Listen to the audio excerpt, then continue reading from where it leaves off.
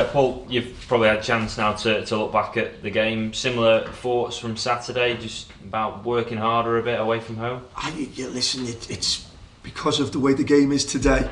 We all speak, in my opinion, managers speak far too quick after games because you still got your emotions are running high. In relation to the game, wasn't a great game in any shape or form. Did we deserve to lose? No, not for sure. A couple of key incidents in the game which were huge. Obviously result in refereeing decisions, which is fine. That's what referees do.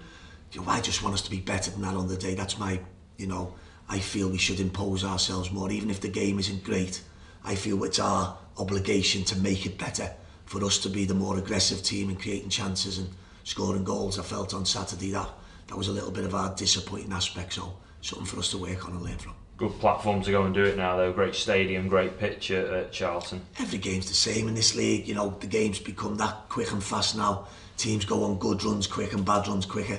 You're a win and 2 defeats and it's football. My big thing when the staff is, especially over the last few years, what we have learned, it's such a long campaign.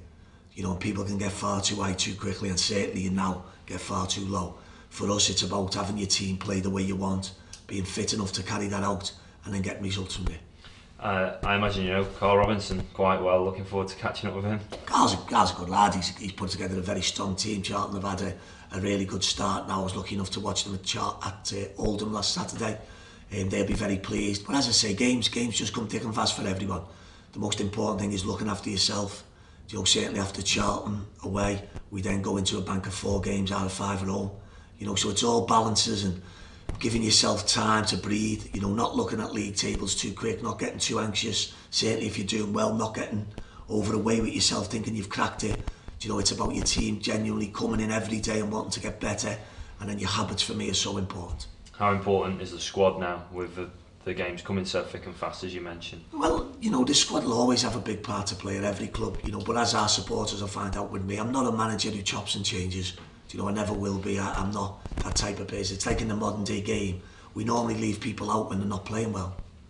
So what we actually do, if you're not playing well, we make you feel 10 times worse. So that when we turn back to you, we lose you. Our job's to make players, it's not to destroy them. Certainly at Wigan Athletic in my time as manager, I believe in all the squad, I believe in all the players. I think there's a correct time for change, and I also think there's a wrong time. So certainly going forward for me, for our supporters, I would never be a manager for Chop. That doesn't mean there won't be changes on Tuesday, by the way, or I won't change teams, because logic tells you I will. But certainly for me, if you look back to our last few performances, we've been excellent at times. So certainly one little blip doesn't make them a bad team.